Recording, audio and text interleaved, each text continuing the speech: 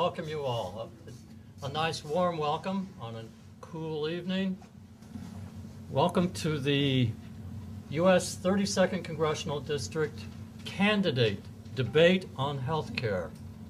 Tonight, I will ask 5 questions, and each candidate will have 2 minutes to answer.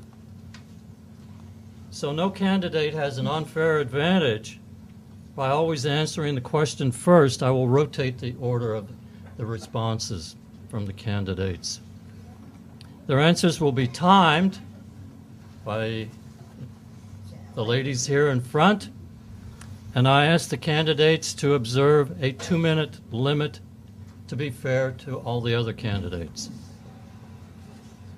At the end of the question, each candidate will have 5 minutes to offer their summary or concluding remarks, and after which members of the audience will pass among you to hand out cards like this where you can write questions you would like to ask of the candidates.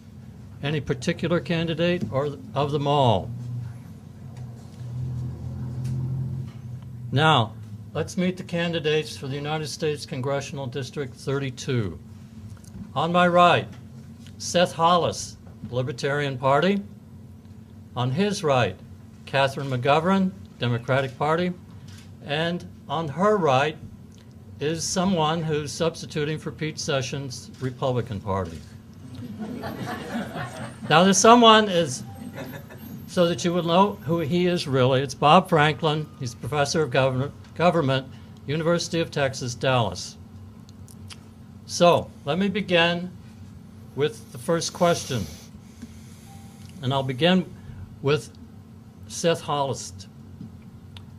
Are you in favor of privatizing Medicare, and why? So, I would say yes. I understand there's a lot of people who rely on it today. I certainly wouldn't want to cut them off short. My parents included are relying on Medicaid, or Medicare, and my brother as well on Medicaid. What I think we need to do is find ways to phase it out. It's a quarter of the national budget today. It is potentially $100 trillion liability over the next few decades. It simply is something that we as a nation cannot afford. How do you phase it out? Well, and it's kind of like the idea of Social Security. When it was originally implemented, it was expected to help a small number of people who really needed some help. Today, it's expanded to where we have almost half the people in the nation who are relying on social services or expecting them when they retire. We need to change that mentality. We need people that are going to be more self-sufficient, more willing to take care of themselves. We're not going to solve the problems of this nation by having us all rely on the government. We're going to solve it by having us rely on ourselves and finding solutions for ourselves.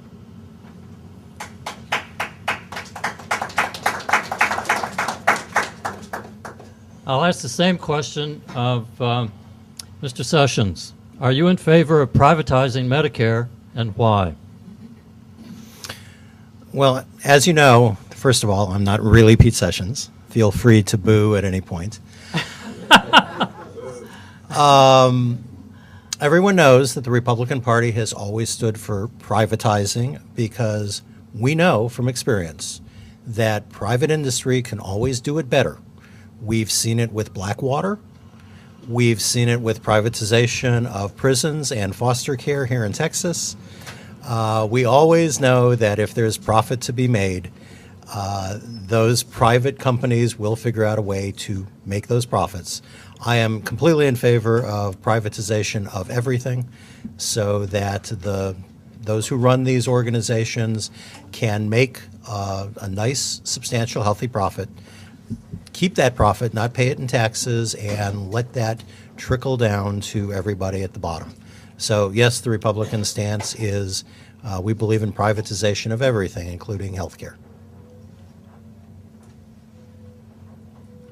Thank you.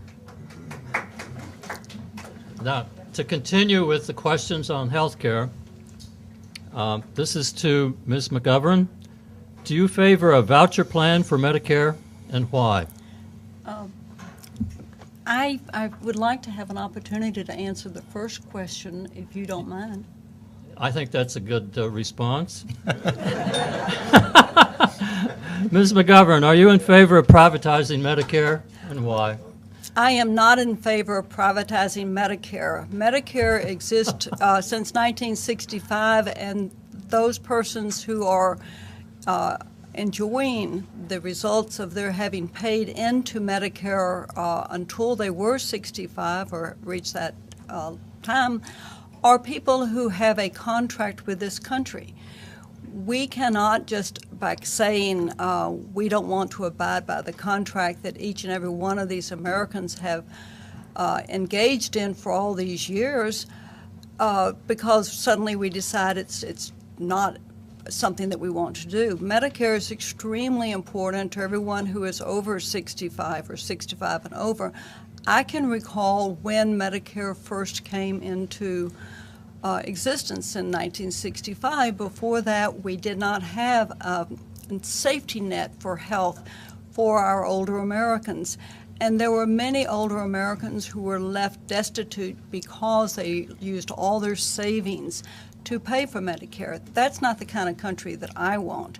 I think that if there is a problem with Medicare, that we should consider alternative ways of funding it, and that is the way that we should go. I think that what the President is doing in terms of trying to have a more efficient, value-based service of medical needs to Medicare recipients and beneficiaries is the way to go. We can be more efficient. It may be that as time goes on, we will decide that the amount that each person contributes with each pay period needs to be increased, but certainly not change it. Thank you very much. To continue, Ms. McGovern, do you favor a voucher plan for Medicare, and why? I do not favor a voucher plan for Medicare because it cannot possibly work. It's made on the concept of the government issuing a certain amount of money. I've heard as low as $1,500 to everyone over 65 to use to purchase their health insurance. I think anyone who has health insurance, or whether you have health insurance or not, has gone to receive any sort of medical service knows that that's abysmally ineffective. Also, it doesn't take into the account the benefit of having people share in the expense of their health care as they age. By continuing with the approach that we have, the Medicare, which has been bought by the beneficiaries, should continue to provide services to the beneficiaries. Thank you. All right. Mr. Hollist, do you favor a voucher plan for Medicare, and why? Well, I think it's hard to answer that question because anytime you start talking about vouchers, there are so many different definitions of what a voucher is, how you implement it, what does it really mean. As I stated before, I think the real solution here is not to turn it to vouchers, not to privatize it, but to phase it out. Thank you, Mr. Holmes. Congressman Sessions, do you favor a voucher plan, and why?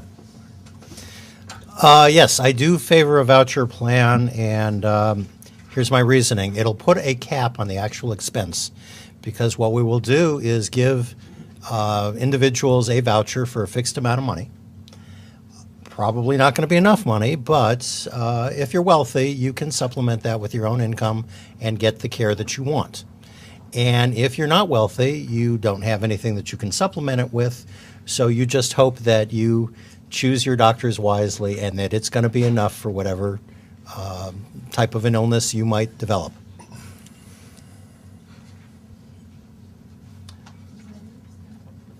Thank you, Congressman Sessions. To continue, Congressman, On July 11, you voted for and the House passed House H.R. 6079, which would repeal the Affordable Care Act. Congressman, how would you ensure that senior citizens receive the preventive care, prescription drug savings, and consumer protections they receive today with the Affordable Care Act? Well, I can actually quote right off of my website here. Obviously, healthcare has been a great issue of importance to me, and Americans have some of the greatest healthcare in the world. And one of my priorities is that all Americans have access to that. The problem with Obamacare, according to my website, is that it is plagued with new mandates on individuals and businesses. It increases taxes for everybody. It reduces Medicare benefits, and it's the largest government intrusion in the doctor-patient relation, the relationship ever seen before, with the exception of women's reproductive health. But the Republican Party and my stance is that the Obamacare is not the solution for Americans. Americans should just live healthier lifestyles, keep their covenant with God. God will protect them from getting sick, and you do not need to have medical insurance paid for by the United States government. Okay. Ms. McGovern, inasmuch as you did not have the opportunity to vote for H.R. 6097, but you may in the future, would you act to repeal or keep the Affordable Care Act?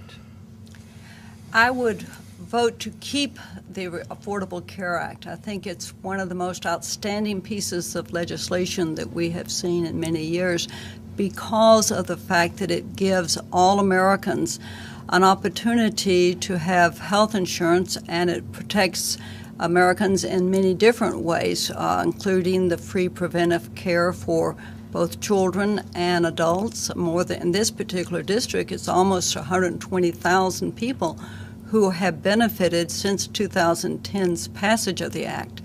I also think that the Act saves the government a lot of money over time, and that's confirmed by the CBO's estimates with respect to the amount of money that's being saved. One of the false notions that has been floated is that somehow in Medicare, the Affordable Care Act is taking huge sums of money from Medicare. But that is not accurate. It is true that because of the savings on Medicare through not paying for duplicative services and other ways, there is a great deal of money that is being saved that is protecting against waste, fraud, and abuse.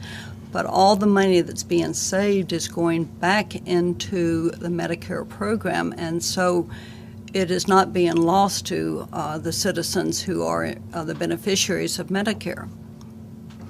I think also that the Affordable Care Act provides us with the greatest safety as consumers because we are able to enjoy the rate restriction rule, that is the 80-20 that all insured people have. That is that your premium, 80% of your premium has to be devoted to your health care.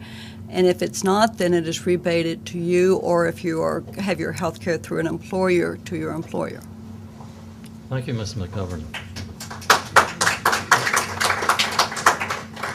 Mr. Holtz, if you were elected to Congress, would you act to repeal or to keep the Affordable Care Act, and why? Absolutely, I would.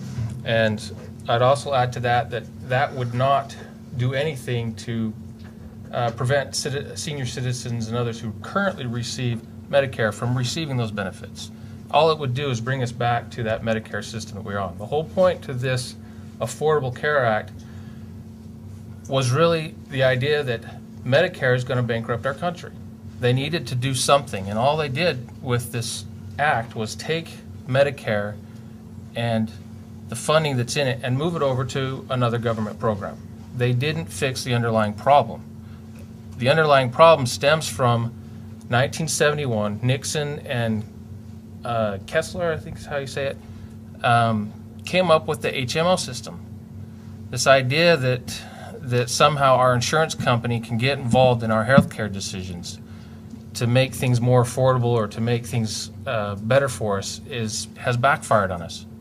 And it's continuing to backfire on us. This Affordable Health Care Act is not going to do anything to fix that. It's going to continue to backfire on us, make things more expensive. One of the things I would really like to do, as I mentioned, I have my parents on Medicare, I have a brother who's on Medicaid. I would love to be able to cover them under my health insurance, but I can't because they're not my dependents. Why should that matter? Well, according to government regulations, it does matter. I would like to be able to see an expansion of healthcare savings accounts. This Healthcare Affordability Act does not expand them. It limits them further, which I think is a step in the wrong direction. Thank you, Mr. Hollist. Ms. McGovern, to continue, do you favor Medicare negotiating the prices it pays for prescription medicines?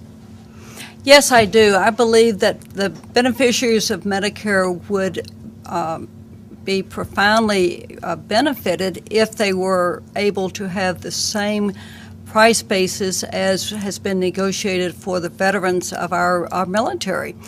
There is no reason in a government program such as Medicare that we should not be getting the best price possible for not only the pharmaceuticals that beneficiaries use, but also the medical devices. Right now, we have many people who are suffering quite dramatically because of the cost of the prescription drugs that they have. And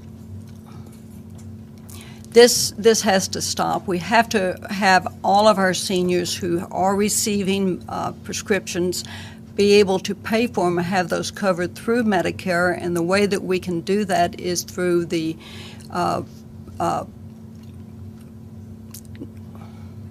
bargaining for the price. Thank you. Thank you, Mr. McGovern. Pete Sessions, Congressman Sessions, do you favor Medicare negotiating the prices it pays for prescription medications? I don't believe that the United States government can effectively negotiate anything, that it should be left to private enterprise to negotiate. The negotiating tactic that the United States government would use would be to essentially regulate prescription medication costs, and by regulating them, you would be undermining pharmaceutical companies' reason for making a profit and spending money on developing new drugs. I think that negotiations should be done by the private insurance companies and not by the United States government. Thank you, Congressman. Mr. Hollist, do you favor Medicare negotiating the prices it pays for prescription medications? What I favor is us as individuals being able to negotiate the price we pay for our prescriptions. The problem with prescription, the cost of prescription, is this whole idea of government regulation. We put in all these government regulations and government mandates to try and limit these costs, but they actually don't do that. They do the exact opposite. Medicare prescription drug plan is one of the reasons why prescription drugs are actually getting more expensive, not cheaper. In fact, I would even go so far as to say that there are other things affecting our health care, affecting the way we manage our own health care, keeping us from being responsible for our own health care, that cause us to start using these medications that honestly we don't need. There are better solutions out there, but because of FDA regulations, because of the USDA and other government regulations, these things are looked down on. They're thought of as quackery, when in fact the simple matter is if we would eat better, take care of ourselves, we wouldn't need a fraction of the medications that America is taking today. It's caused by what a lot of people today call crony capitalism, or corporatism is probably more accurate. This idea of You've got pharmaceutical company executives with a revolving door into the FDA and back again that are promoting their drugs, promoting their solutions to healthcare, when their solutions to healthcare don't actually fix the problem. They're just there to drag people along to make money. Thank you, Mr. Hollist. Congressman Sessions. Should private insurance companies continue receiving overpayments with taxpayer dollars for Medicare Advantage when that is, when Medicare Advantage is more costly but no better than traditional Medicare? I would disagree with the premise that that insurance companies are being overpaid. But if the insurance companies are being overpaid, that will be that money would be used to provide greater benefits for all of the beneficiaries of our insurance policies. Therefore, I would limit the ability to audit the government and how these expenditures are made.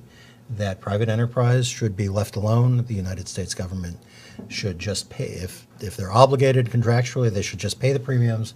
And if the insurance companies are overpaid, they're there to make a profit. That's their purpose.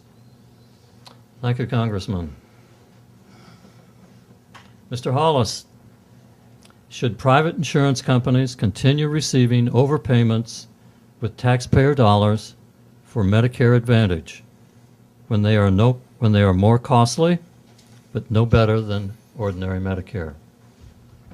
I think this is a perfect example of how a government entity causes prices to go up. Give you an analogy. If we bought our cars the same way we buy our health care, we wouldn't buy them at all. They'd be provided to us. Our work would give it to us. We'd pay for gas, we'd pay for the occasional maintenance, but for the most part, that car would be given to us as a perk, as part of our job. Well, what happens when we lose our job? What happens when we retire? Well, now we got to say, well, the government's got to give us a car. Inevitably, these cars would become more expensive. We wouldn't be driving around old cars. We wouldn't be driving around inexpensive Civics and Accords. We would be driving Cadillacs and Lexuses because we're not paying for it. Someone else is. We don't care how much it costs. If we took healthcare back to our responsibility to where we pay for it, get our employers to pay into a healthcare savings account so that we can then from there buy our own health insurance, decide how to spend that money on our healthcare. Now the prices have a real market pressure to come down. And you don't have this problem that you have anymore with Medicare and with government plans. Government pays for half of the medical coverage out there today, and that's why it's so expensive. Instead of us, the people, taking responsibility for ourselves and doing what's best for us, giving it that market pressure, which will inevitably bring the prices down. Thank you, Mr. Hollist. Ms. McGovern, should private insurance companies continue receiving overpayments with taxpayer dollars for Medicare Advantage when they are more costly but no better than traditional Medicare? No. One of the things about the Affordable Care Act, which I consider quite positive, is the emphasis on encouraging providers, be they hospitals or doctors or pharmaceuticals, whatever, that there is an efficiency, a cost efficiency that is associated with it so that you avoid having the over-treatment. Now, with the Medicare Advantage situation, because of the way that it is billed out, it's billed out per service, there is an incentive to those who are providing medical services to beneficiaries who have Medicare Advantage to charge more because of the way that the payment reimbursement system is set up. In contrast with Medicare, you have a flat fee. The Cleveland Clinic has recently completed a study in which they have grouped or teamed the medical services that are provided to the beneficiaries who come into the Cleveland Clinic for any kind of medical service. And as a result, it has brought, two things have occurred. The effect of the medical service provided has been better for the patient. The patients are not returning to the hospital as frequently as when there is not that team approach. Also, the medications which are provided, because there is a team approach, the risk of having a conflicting outcome because of a drug interaction is mitigated because of a team working together. The Affordable Care Act has moved in that direction and is continuing to do so. I believe it is that structure which will bring down the cost of services, and that the Medicare Advantage approach does not really help at all. Thank you, Ms. McGovern. Now, because the questions are over, maybe you have some questions. And if you have one of these cards, or if you would like to have one, and write a question. Okay. Please hold them up, and they will be collected. Yes.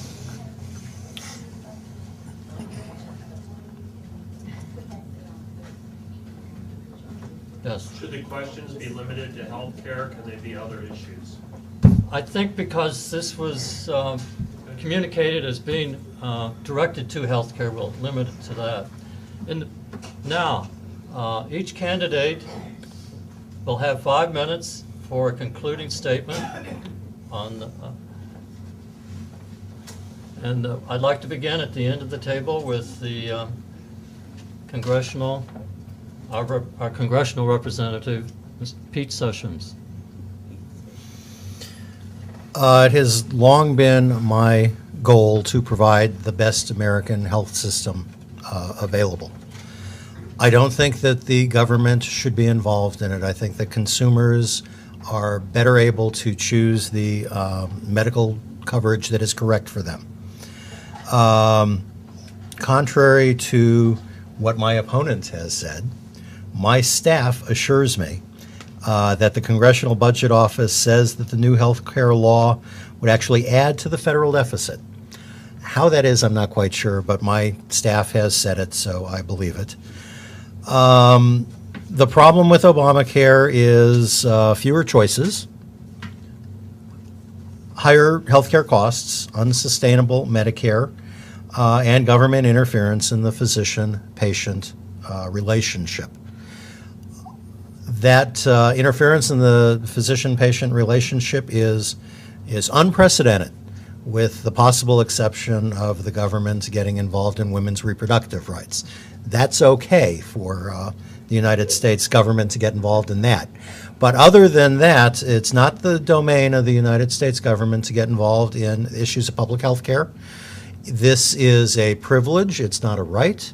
If you worked hard and you saved money, and you put that money away into private health accounts, you're going to be covered when the time comes.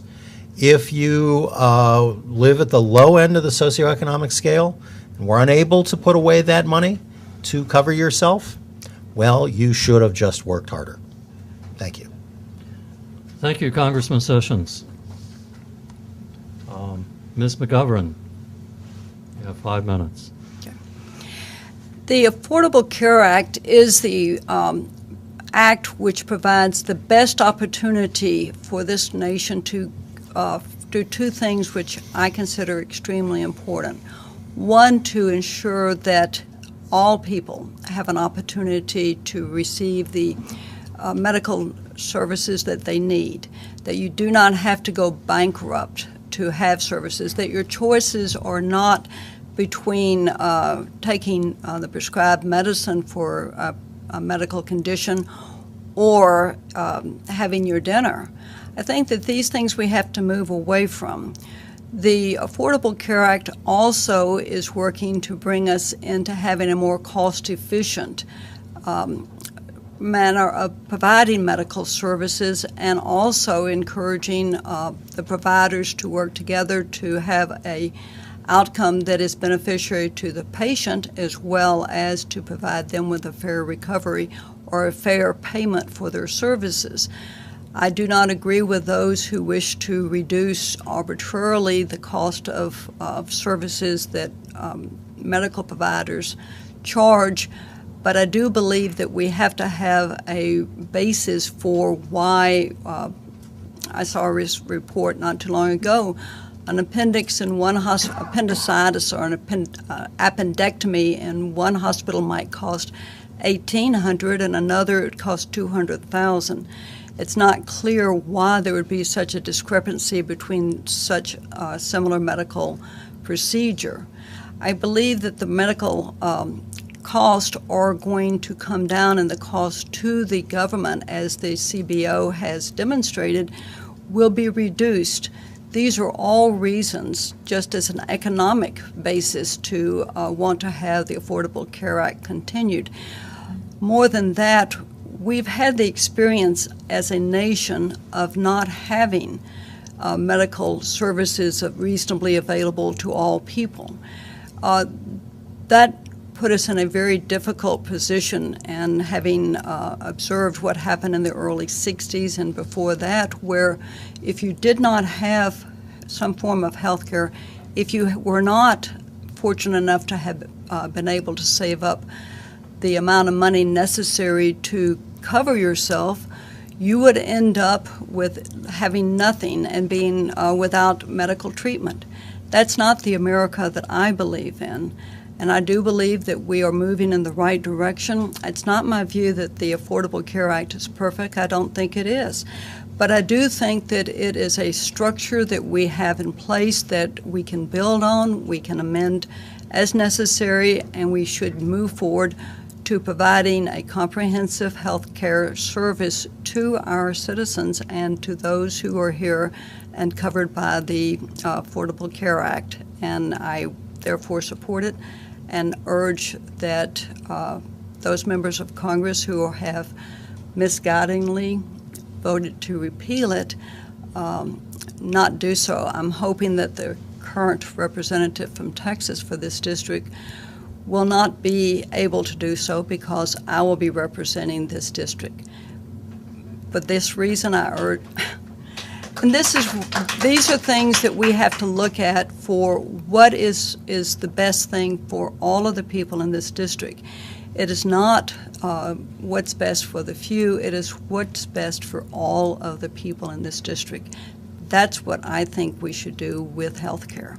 Thank you. Thank you, Ms. McGovern. Mr. Hollist. I think we've been having the wrong conversation for decades now. The real problem is not health care. We have health care in this country. We have very good health care in this country. We have some of the best technology in this country. Some of it's very expensive, and sometimes not justifiably so. If we had real market pressures in this country to keep those things more affordable, I think we would still have very good health care in this country. We have some of the greatest minds in the world in this country over the last half a century that have come up with some great innovative new technologies. To think that somehow that happened because of Medicare or Medicaid or other government programs, I think, is disingenuous to the people who came up with those technologies. The real problem we have in our country, and it's been around for probably since the 70s, since the HMOs were created, is that we have insurance in the way. We have insurance dictating what our doctor can and cannot do. I've got a very good friend that I talked to recently. He's a general practitioner, family practitioner here in Garland, and he expressed to me that he cannot talk to his patients about certain healthcare related issues that he would like to be able to talk to them about. The reason he can't do it is because they're looked down on. Nutrition. He can't talk to them about nutrition, about exercise. He doesn't get paid for that. What he gets paid for is writing prescriptions, because that's what his health care or the health insurance companies say that he gets paid for. And again, this goes back to this corporatism.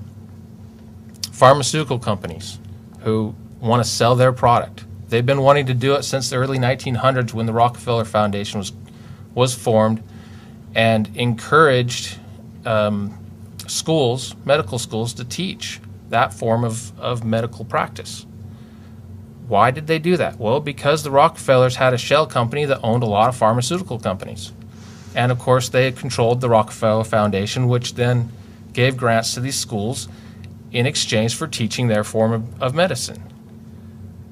There is a much wider view of medicine out there than what we're being allowed to see. And that is why our healthcare costs are going up, skyrocketing, because you want to cut our medical care costs by 80% in this nation within just a few years. I can tell you how to do it.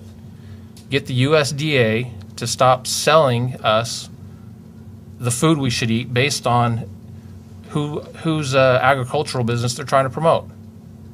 Have them actually tell us what foods are actually good for us. 80% of the medical costs in this country are for chronic diseases. The vast majority of those are because we are malnutritioned. We don't eat the right kinds of foods. You change all of that dynamic by getting government out of the way, getting regulations out of the way, and giving people the ability to make decisions on their own, to do the research on their own. Give them the incentive to be responsible for themselves, be responsible for their own health care, be responsible for the way that they are treating their own bodies. Not the government, not the corporations.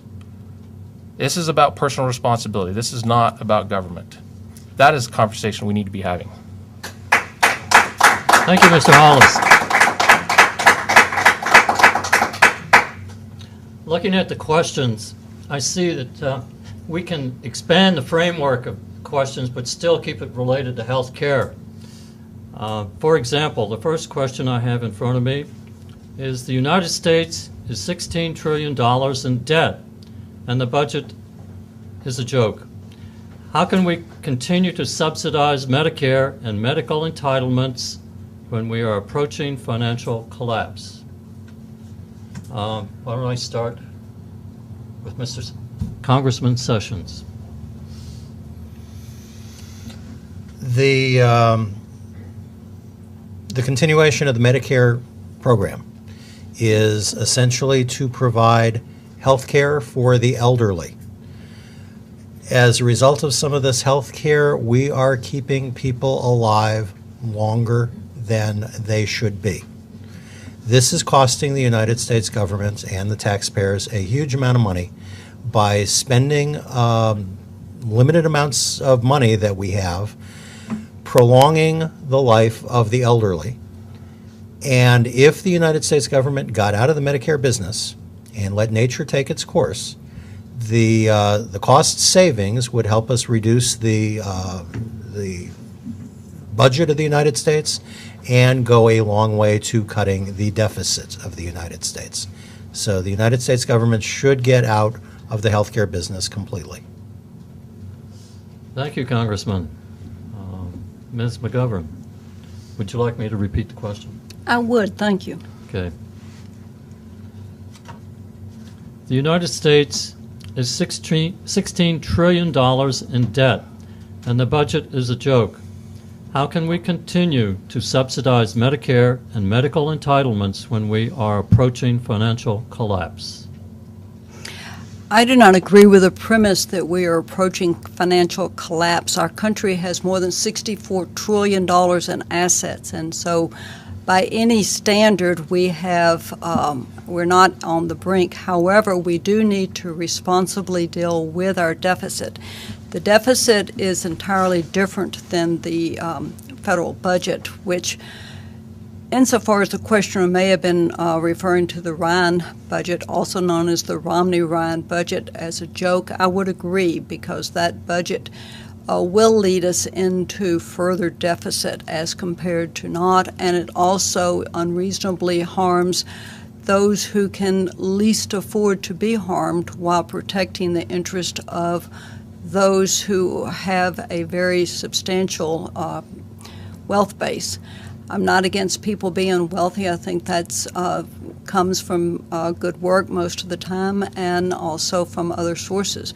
However, when we're talking about the federal government, we have to be talking about the interest of all of the people of the United States. We cannot just simply say, we're not going to care anymore for those in our country who are needy or who are on the lower part of the income level, and we can't say that we, in my view, are going to allow an economic chasm to continue. I think that what we have to do is look at the tax code to stop the tax code spending that we are engaged in. I believe that the Affordable Care Act has been proven to reduce the deficit as we continue forward and to be good for the budget. Thank you, Ms. McGovern. Mr. Hollist, would you like me to? No.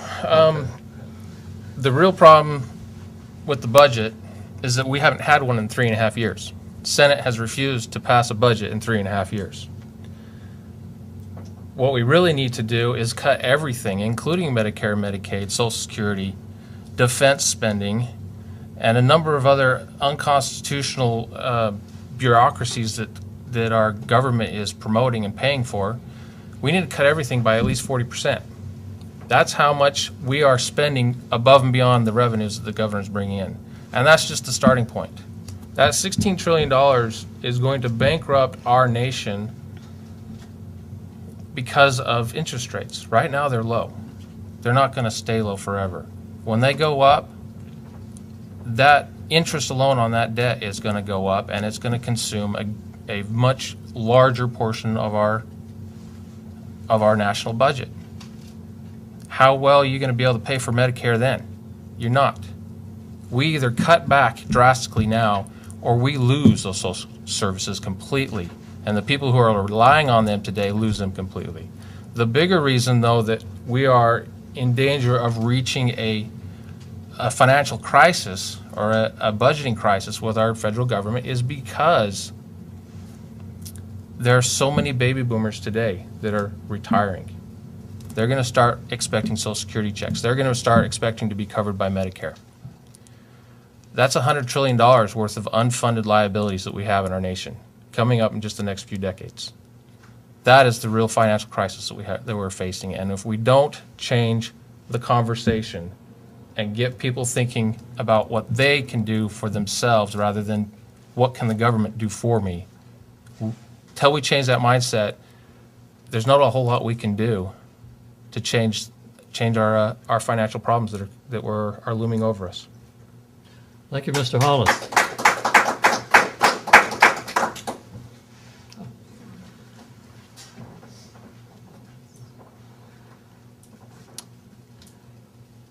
There were a couple of questions here.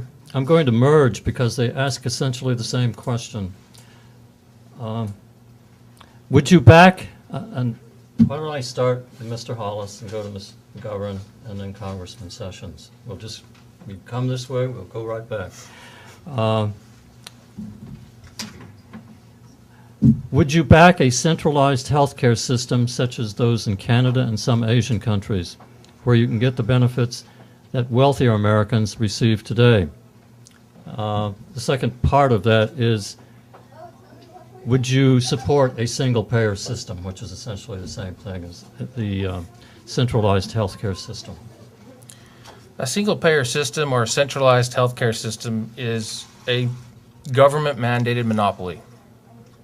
Now, I think we all know, back in the early 1900s, how well the monopolies served this country. They are a threat to our personal liberty and our safety. So no, I would not support either of these things. I think the real answer, as I've said before, is more personal responsibility, less government involvement, less government intrusions on our lives. Thank you, Mr. Hollist.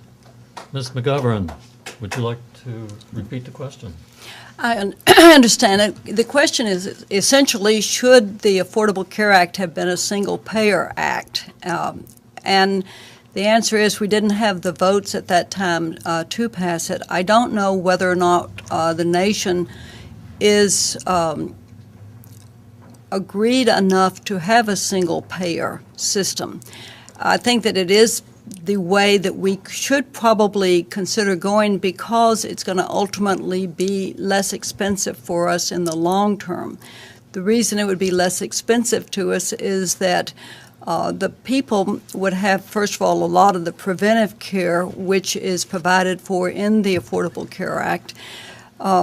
There's a lot of talk by Congressman Sessions and by Mr. Hollist about personal responsibility. I think it's important to remember that the Social Security funds and the Medicare funds are insurance contracts that have been entered into by the beneficiaries, everybody who works in this country and receives any form of a paycheck, even if they are self-employed, are to be paying into the Social Security or the Medicare fund. I realize that some people do not, but by the same token, that is their obligation. When we talk about personal responsibility, I believe that really goes to the burden, if any, but also the honesty of our own members of Congress to recognize that everyone who is receiving these benefits receive them because they have paid for them.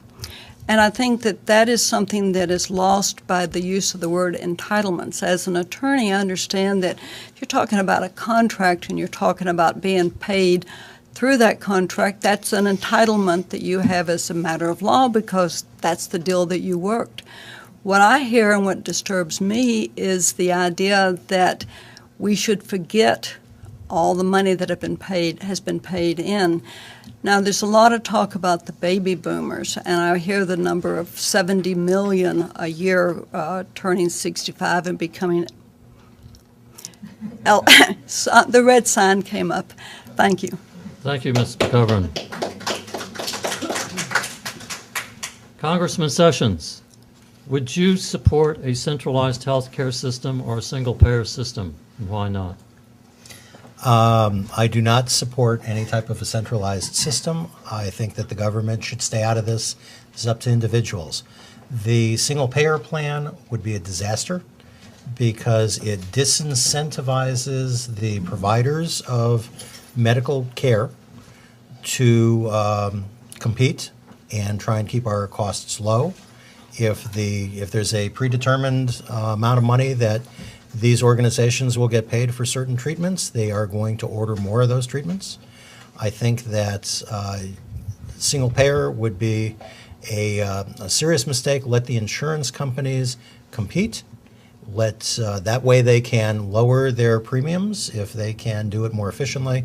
At the same time, a single payer program disincentivizes the individual from working harder to put away some money to buy a better insurance plan. If there's only the one plan, they're going to get that coverage. People should be allowed to be able to buy the coverage that they can afford, and if they can't afford it, health care is not a right, it is a privilege. Thank you, Congressman Sessions. There's a couple questions here I'd like to merge because they approach in a legal fashion the issue from 2 points of view. One is, where in the Constitution does it specifically and directly authorize the federal government to entitle, institute, or regulate health care for any citizen of the U.S., regardless of class? What I'd like to do is start with Ms. McGovern, go to Mr. Hollist, and then back to Congressman Sessions. The other part of that question is, should the markets regulate everything, or is there some aspect to our culture where there's a social contract involved, and the government of the people, by the people, for the people, to quote Abraham Lincoln, has an obligation to provide health care for its citizens. So it's really in two parts. One is with regard to the Constitution, and the other is the theoretical basis for health care provision for the citizens of the U.S. I want to thank the person that wrote that question, obviously, are the two questions. They're really interesting and a very good and thoughtful question that's been put to us. The Supreme Court has recently answered the question with respect to the Affordable Care Act and has identified the Commerce Clause of the Constitution as specifically providing the authority to the United States government to pass the Affordable Care Act and to engage in health care. Previously and historically, in 1965, the Medicare Act was passed, and there were probably challenges as to that too. But the answer has been decided by the Supreme Court of the United States, and so I don't think that we have to quibble about that anymore. We can, it's legal to do it. Now, the next question really goes to, I think, one of the earlier questions, and that is there a obligation on the part of the government, because we are a government of the people, by the people, and for the people, to engage in a social contract which includes provision of health care? I think that it does. I think that just as our government over the extended period of time has engaged in public education, the provision of public education, that's in the nature of a social contract. The idea being that our society as a whole benefits when everyone in the society has an opportunity to be educated.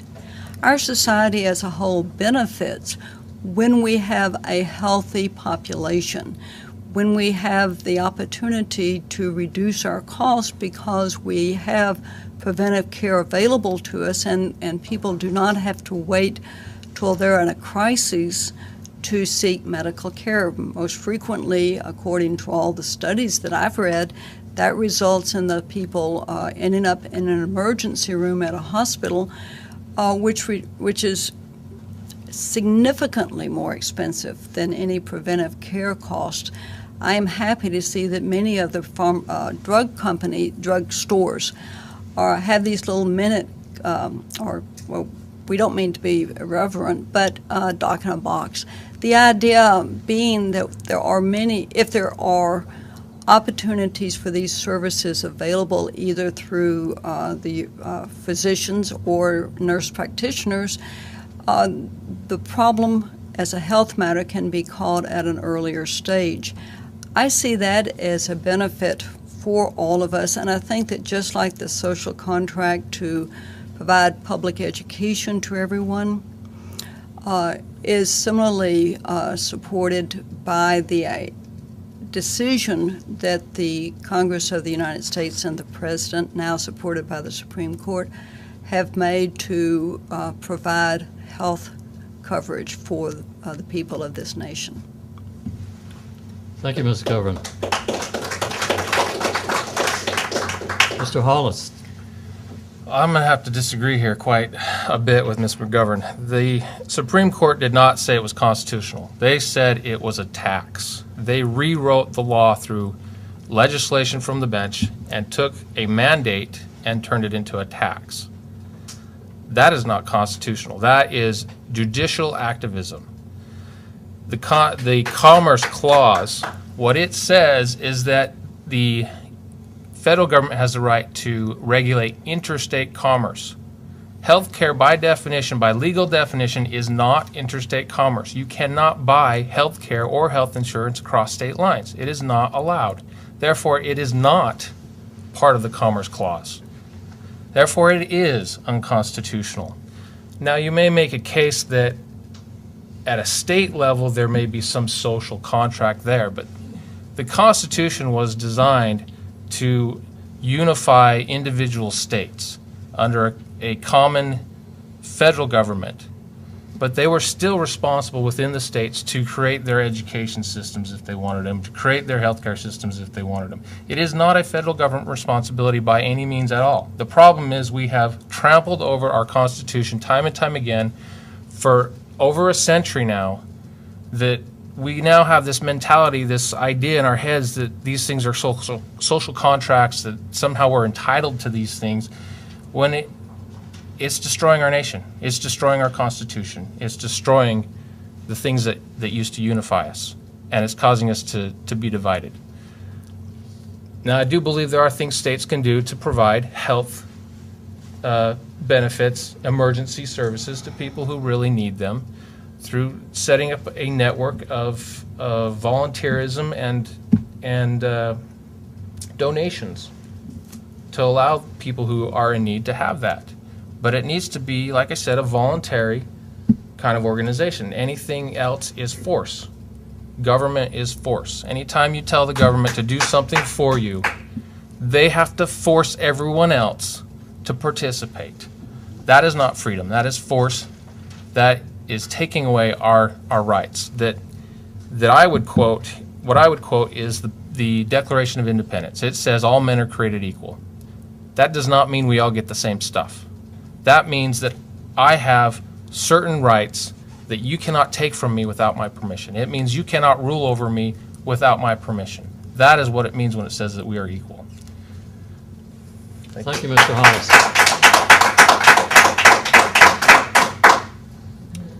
I have one last question. Yeah, I'm sorry. Excuse me, before you go on, I do need to acknowledge the point that Mr. Hollister made, that is that the Supreme Court in its 5-4 decision did not base the affirmation of the Affordable Care Act on the Commerce Clause, but rather on the right of the government to impose a tax. And it dealt with this issue of the mandate. Was the mandate a tax or not? And that is an argument that's been going back and forth.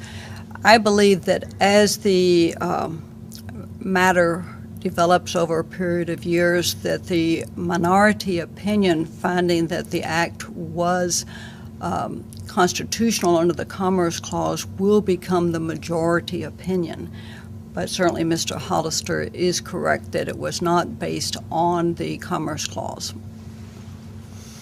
And may I? Congressman Sessions on this? Certainly. Thank you. Congressman Sessions. Okay, I have some disagreements with what was said by the two panelists. First of all, Article 1, Section 8, first clause of the Section 8 of the Article 1 of the Constitution, states that the Congress does have the authority to collect monies to pay for anything for the general welfare. That's under the taxation clause. That seems to be what the Supreme Court has endorsed. Personally, aside from being Pete Sessions, I would also say that the Commerce Clause takes effect because there have been numbers of decisions in the past that say it's not if you are necessarily engaged in commerce, but if you have an effect on commerce, the Commerce Clause applies. So I think it is clearly constitutional. Now let me step back into the Pete Sessions mode, which is why health care at all, which I believe was the second part of the question.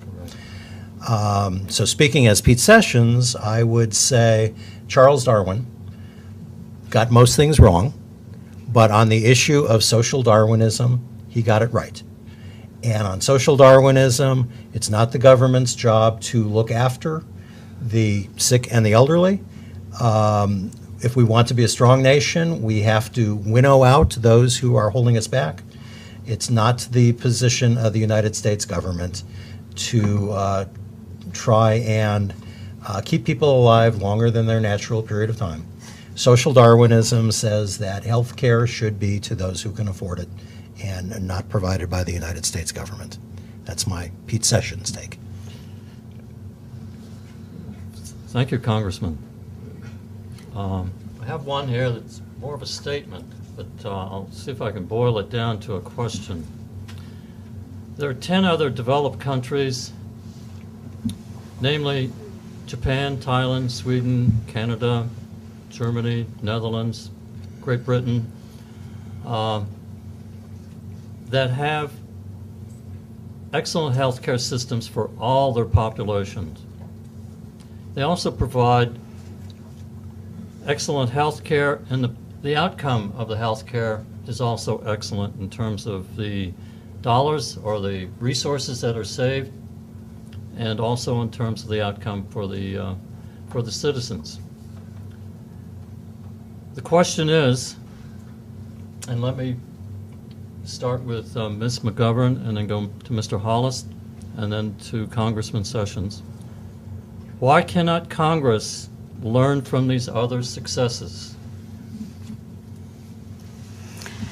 Obviously, that's a rhetorical question, given what we have seen from our Congress in the last 4 years particularly. Congress could learn, but Congress has been engaged in a battle of wills, in my judgment, a dysfunction, which is what caused me to decide to run in the first place. We as a nation have had, beginning January 20th, 2004, the leaders of the Republican Party determined that they would make the president a one-term president. That was never their role. That's not their job. At that time, we were losing 700,000 jobs a month. We were losing, banks were collapsing, our financial situation was very dire. People were losing their houses. When we want to talk about what Congress could learn from other countries, what they could learn, I believe, is to pay attention to the job of representing the interest of the people of this country. If they are doing that, then they will look to other countries and the benefits from the single-payer system that has been provided in other countries, which has proven out to be less expensive for the government, and most of the citizens that are receiving those single-payer, the medical services under single-payer, are satisfied with that service. But until our Congress is changed, until a decision is made by the voters of this district to let Pete Sessions retire, we can expect that we will not learn from any other country, and indeed we will continue to have a Congress which is based on obstruction versus a thoughtful consideration of what the interest of the people are. Thank you. Ms. McGovern.